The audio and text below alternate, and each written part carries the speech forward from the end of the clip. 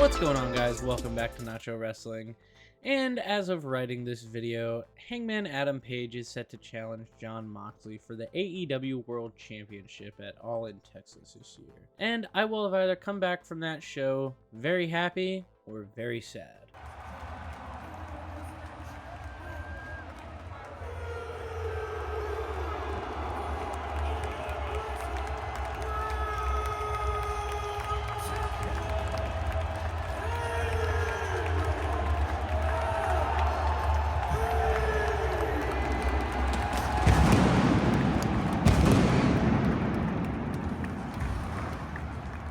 That being said, it is undoubtedly obvious that Hangman Page is the true face of AEW. And I don't mean just right now at this very moment. I mean of all time. From when the company started and for the foreseeable future, I do truly believe that the face of AEW is Hangman Page, was Hangman Page, and will forever and always be Hangman Page. And in today's video, we are going to be talking about why that is. But before we do that, we have to talk about Hangman's career in AEW so far. But before we do that, you guys have to hit the subscribe button, hit the like button, share this video with your friends, and leave a comment. And please, please, please hit the subscribe button. I'm trying to reach 500 subscribers, and your help would be greatly appreciated. With that out of the way, we can finally talk about Hangman's career in AEW so far. Hangman has had quite the run in AEW so far, being one of the first original signings for the company outside of the Founding Fathers.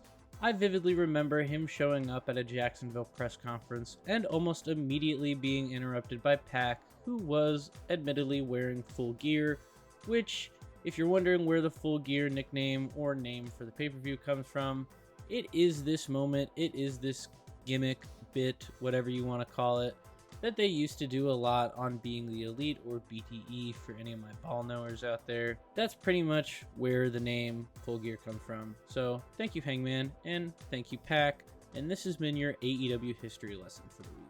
More importantly, Hangman Page did fight in the first ever AEW World title match against Chris Jericho, and he did come up short in that match, but this is something that I think we all know at this point. I don't feel the need to talk about it too much. There's some legendary moments from this match and the post-match angle with Chris Jericho doing the little bit of the bubbly. His first full year in AEW would be anchored by the reluctant tag team of him and Kenny Omega. And this wouldn't be your normal reluctant tag team where one guy is a little hesitant while the other is full bore, let's do this thing. It was more of a situation of both guys were reluctant and didn't want to fucking touch each other with a 10-foot pole. This wouldn't stop them from winning the tag titles and becoming the second ever tag team champions, defeating SCU on the Jericho Cruise episode of Dynamite. After constant teasing of turning on each other, they would inevitably lose the titles to FTR, and they would split up. And I still, to this day, cannot remember if Kenny actually physically assaulted Hangman and turned heel on him or not. But they did have a one-on-one match where they met in the Full Gear Eliminator Tournament Finals, which happened at, you guessed it, Full Gear. After coming up short in the Eliminator Final against Kenny Omega, Hangman would move on and do something a little different. He would be courted by the Dark Order. See, Brody Lee and mainly Alex Reynolds and John Silver were trying to get Hangman to join the Dark Order. And he was kind of not interested in it. You know, I wouldn't be too interested in joining a cult that, you know, was very much like a cult. But they seemed like nice guys. So Hangman inevitably started hanging out with them and doing, you know, some antics with them. Whether it was antics on BTE or whether it was antics on TV. He was eventually kind of a pseudo face of the Dark Order after Brody Lee sadly passed away.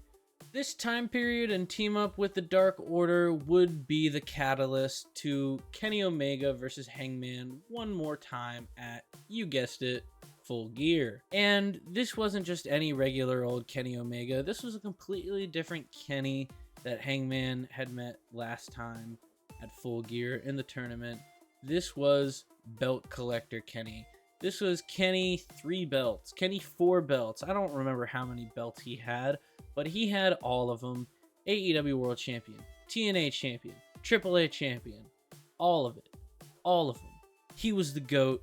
He was the Michael Jordan of professional wrestling at the time.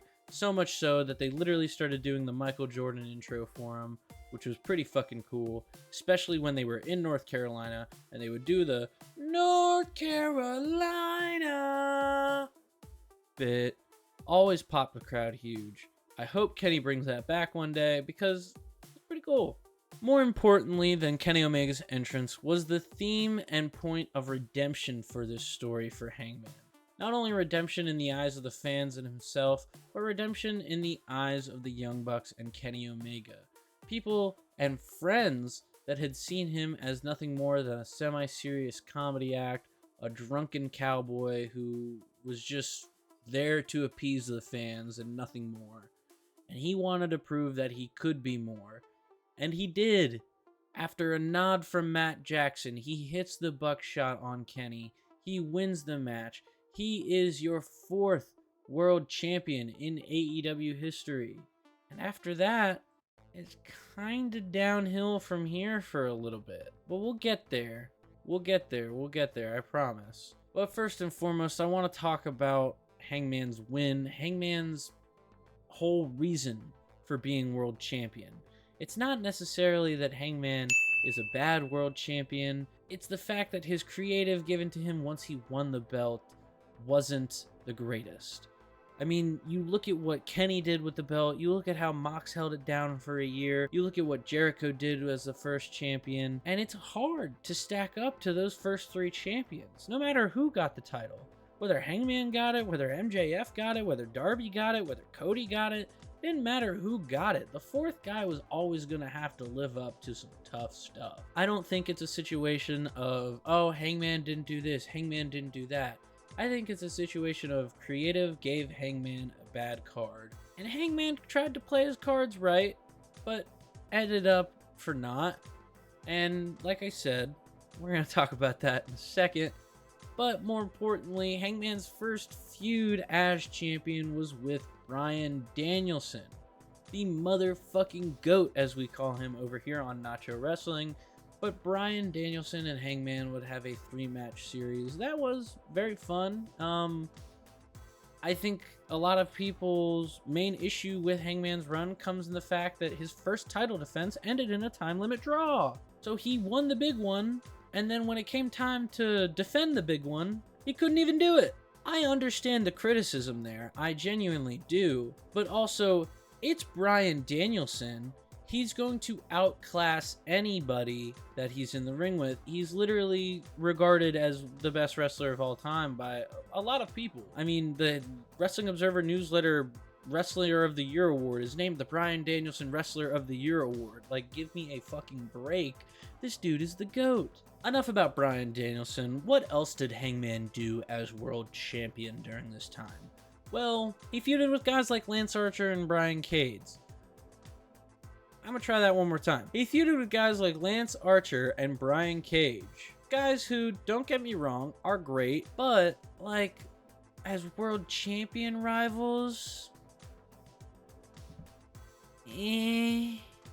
could have had Hangman mix it up with anybody else on the roster, and I think you would have been more happy.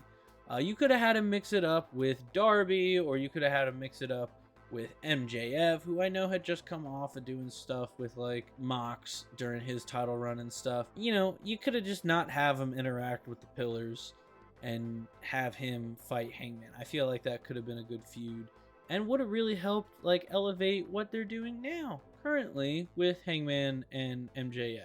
That being said, Hangman did have a really good match with Adam Cole. I remember that match pretty vividly.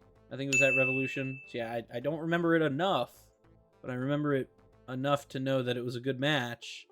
Just don't remember where it was. But these feuds and this title reign, this was just a sampling of the dark times, as the dark times would really hit for people who had stock in Hangman Inc. at Double or Nothing 2022. What happened at Double or Nothing 2022, you ask? Oh, you know, nothing much. Just Hangman lost the belt after like 4 months to CM Punk. Yeah, we're at that part of AEW. Let's just talk about it. The story of Brawl Out is one that has been talked about ad nauseum for the past 3 or so years since it has happened. But I don't want to talk about CM Punk or the Young Bucks or Kenny Omega or Larry the Dog or Ace Steel, or I don't want to talk about that. I want to talk about someone who I think was affected more mentally and emotionally than anything else. And that was Hangman Page. Hangman Page was labeled as an empty-headed dumb fuck by CM Punk during the All Out press conference. Which you could argue that CM Punk saying that the EVPs of the company couldn't run a Target, let alone a wrestling company, is more rude than that. But I disagree in the fact that Hangman isn't an empty-headed dumb fuck. Him and CM Punk, off base level, if you look at how Punk carries himself, at least when he was in AEW, Punk and Hangman carry a lot of the same values. And it is very obvious that what Hangman did, going off script and talking about, I am saving this company from you and from the likes of guys like you, is something that Punk would have done 10 years ago himself. Listen, if you want to just label it what it is, it reeks of bitter old man behavior, which is something that happens all the time within the business world, let alone the wrestling business world, but it happens everywhere. Old men, the older you get, the higher position you get, and they just become old and bitter, and they don't like any of the young guys trying to step up to them. Even though back when they were younger, they stood up to the old guys who were old and bitter. After this, Hangman would take some time off, and I want to make sure that this is noted, but Hangman wasn't suspended like CM Punk and the Elite. But he came back later that same year in 2022 on Dynamite, taking on David Finlay.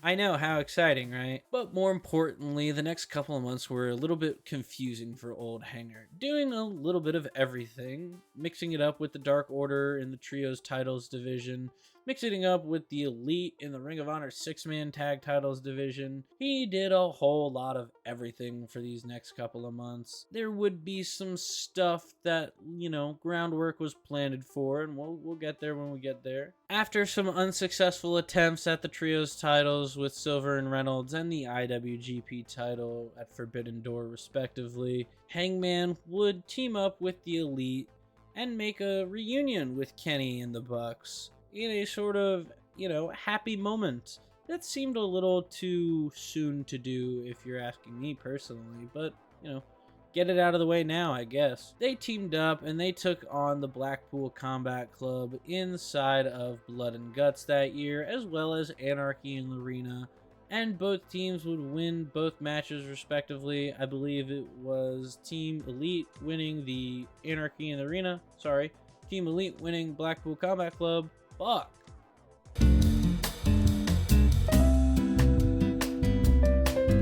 Team Elite winning the Blood and Guts match, and then Blackpool Combat Club won Anarchy in the Arena. After the Elite would emerge victorious, they would kind of split up and go their own ways again. Hangman would go off to do his own thing, Kenny would do his own thing, Bucks were doing their own thing. And Hangman's thing was a gimmick battle royal at All Out, which was for a charity, and the winner got to donate the winnings of the match to the charity of their choosing, and Hangman won. Very cool. Perfect good thing for him to do here at the last second, because after this, Hangman is going to become an absolute monster for a little while. That's right, folks. It's time to talk about Hangman vs. Swerve. A feud so gruesome, so violent, so extreme, and most importantly, so entertaining. Hangman Adam Page and Swerve Strickland met for the first time at Wrestle Dream, and Swerve got the win, just barely eking out a victory over Hangman. After this, Hangman wouldn't let it bother him too much. He would team up with the Bucks, and this is where they would win the Ring of Honor 6-man titles. A little weird when you think about it, but not as weird when the Mogul Embassy, Swerve's faction at the time, came through and decimated them for the belts and became champions. This would add fuel to the fire, leading to another match between Swerve and Hangman in a stipulation that only these two could have at this point: a Texas death match. By this point, Hangman had been well known as the guy who had done the Texas death matches. He had his one with Lance Archer, He had his one with Mox. So when a Texas Death Match got announced, it was very obvious that Hangman is more than likely going to walk away the victor here. And would you believe me if I told you that the time that this match happened followed perfectly for it to happen at Full Gear? If you don't want to tell me that Hangman's best pay-per-view isn't Full Gear, then you're just lying. You're lying. After the Texas Death Match, they would meet again in a simple one-on-one match for the #1 contender spot for Samoa Joe's World Heavyweight Championship. Their match would end in a time limit draw, so both men were rewarded with a match against Samoa Joe, making it a triple threat at Revolution that year. Swerve and Hangman canceling each other out allowed Samoa Joe to eke out a victory over both men. Page, furious at this point with Swerve and his actions, decided that the only thing he could do is attack Swerve after the match, and then when referees stepped in, attack those motherfuckers too. This led to the Young Bucks, Matthew and Nicholas Jackson, at this point, who were really starting to use their EVP status to their benefit, decided to suspend Hangman indefinitely after this, and Hangman wasn't seen for quite some time. We have now reached 2024, and Hangman Adam Page would make his triumphant return to All Elite Wrestling in the Owen Hart tournament that year as the mystery opponent. He would make it all the way to the finals this year against Bryan Danielson, who would sadly beat Hangman, but if you're me, you're not too sad about it because it led to a pretty cool moment, which we'll talk about here in a second. After this loss to Danielson, Hangman was distraught. He was kind of lost. So the Elite were able to kind of coerce him into helping them, and this was the bad Elite at this point. This was Okada and Jack Perry and the Young Bucks. This was evil Elite. Remember that. It's these five, it's Hangman and the Evil Elite versus Team AEW in Blood and Guts. And who's captaining Team AEW? None other than the AEW World Champion at this point, Swerve Strickland. So Hangman's got skin in the game here. Hangman's ready. Hangman does everything he can. And he is the one that puts away Swerve in Blood and Guts for the Elite. And the Elite, honestly, a little freaked out by all of it. At All In London that year, Hangman would be in the Casino Gauntlet match, the first ever Casino Gauntlet. It might not be the first ever, I'm not sure. But it was the first one at All In. And now it's like a yearly thing. But he was in the Casino Gauntlet that year and would sadly come up short. Thankfully, he did not eat the pin or anything like that. He just didn't win. And he would end up being a part of the main event that night, reluctantly and kind of inadvertently helping Bryan Danielson win after distracting Swerve, coming out and trying to get involved and trying to get his hands on Swerve. That would lead to the Busaiku knee, that would lead to the label lock, into the Rings of Saturn, into the tap out, into one of the best moments that AEW's had up until, All in Texas this year. So what happened after that? Well, I don't really want to dilute this at all, but this is where the iconic imagery of Hangman going to Swerve's house that Swerve had just bought and burning it down, burning it down so much it looks like Kane's Titantron in 2K. Not only was this retribution for what Swerve had done to him and what Swerve had done to the AEW World title, at least in Hangman's eyes, but this was retribution for this was retribution for Swerve going into Hangman's house and going into his baby's room. It's all connected. These two are destined to feud forever in some way, shape, or form. Whether it's as heel and face, heel and heel, face and face, it doesn't matter. These two have amazing chemistry together, which is perfect because they would meet at this point. This is the last match the two would have against each other for the time being, as we would have a steel cage lights out match between Hangman Page and Swerve Strickland. This match also led to another iconic image. This is where we saw Hangman put the hypodermic needle into Swerve's mouth and then crack him over the head with a chair. Honestly, some disgusting imagery from this one, but nevertheless, a fun match to watch. However, it is a really fun match, and Hangman would get the win here.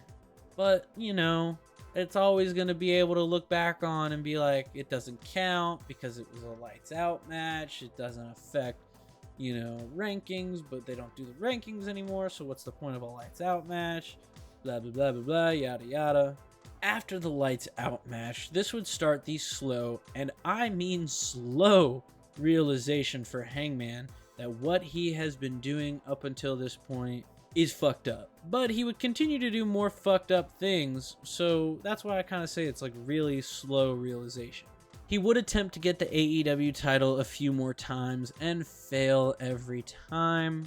But what better way for a man to realize that he's turned into a monster of a man than for him to wrestle a former friend who has turned into a sort of director-like figure for the company? Well, that's exactly what Hangman did when he decided to enter a feud with Christopher Daniels in late 2024, early 2025.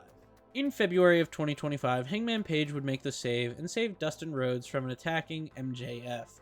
This would subsequently turn Hangman face again for the first time in a long time, but he still did not see himself as a face as he was coming out of the heel tunnel for the time being. MJF and Hangman would meet in a one-on-one match at Revolution that year, and Hangman would get the win. This would slowly start to plant the seeds for Hangman that, you know, he can do it. He just beat, you know, the guy that was world champion a few months ago. In MJF, or not a few months ago, but the guy that was champion a while ago, he beat a former world champion. He beat a top guy for AEW, like someone that's consistently one of the best. This would lead to him entering the Owen Hart tournament that year. Ironically, his tournament would start against the mystery opponent this year, rather than him being the mystery opponent himself. He would start against Josh Alexander, who was coming over from TNA, which, fun fact, if you go look on Twitter and everything, not a single member of the TNA roster congratulated him on his AEW debut, which is a bunch of bullshit if you ask me. Hangman would get the first round win, obviously against Josh Alexander, and it'd be a little more skittish from here against guys like Kyle Fletcher and Will Ospreay in the semifinals and finals respectively, but Hangman would get the win in both matches, and we're getting pretty caught up here. Hangman is going to wrestle. Hangman has wrestled at this point. Let's just bury the lead on it. Hangman wrestled at All In Texas, beat Jon Moxley for the AEW World Championship, and Hangman is now your AEW World Champion. The last thing he's done as of recording this video was a 6-man tag match on Dynamite. It was him, Will Hobbs, Mark Briscoe versus the, I almost called them Blackpool Combat Club, versus the Death Riders. It was Jon Moxley, Claudio, and Wheeler Yuta. That's the most recent thing he's done. So why is Hangman the face of AEW? If you couldn't tell by my extensive look at his career and everything he has done in AEW up until like 5 or 6 days ago at this point, Hangman is up there as one of my favorites of all time, with guys like Samoa Joe and Bryan Danielson and AJ Styles. Yes, I do genuinely enjoy Hangman's work that much. And it's not just from a pure in-ring standpoint, it's from a everything standpoint. I truly genuinely believe that Hangman is one of the most down-to-earth, most honest human beings in professional wrestling. His promos come off as so genuine, so real, so true to what he is, to what he believes. And I think that not only shows how much he is or how much he cares about humans and like just everybody. Like, as dumb as that sounds, he literally is such a compassionate person. And I think it shows in his promos and it shows in his actions and the way he tells his stories. I think it's obvious that he is the face of the company because everything Hangman stands for is what AEW stands for. An all-inclusive place where all are welcome to come share their favorite types of wrestling. And if your favorite type of wrestling is something different than what AEW is doing, that's fine. But, you know, AEW still wants you to be welcome here. That's very different than a lot of other companies WWE make you feel about liking something different than what their regular product is. And I think Hangman, like I said, shows that more than anybody on the AEW roster, from way back in 2019 to now here in 2025, and hopefully for the next 6 years after that, or however more longer he wrestles for. I hope Hangman shows everybody why he is the true face of AEW. Let me know what you guys thought about the video down in the comments below. Let me know who you think the face of AEW is down in the comments below. Do you agree with my take that it's Hangman Page, or do you think it's somebody else? Like I said, let me know down in the comments. Be sure to like, comment, subscribe, hit the bell to stay up to date on all things Nacho Wrestling, and I will see you guys next time.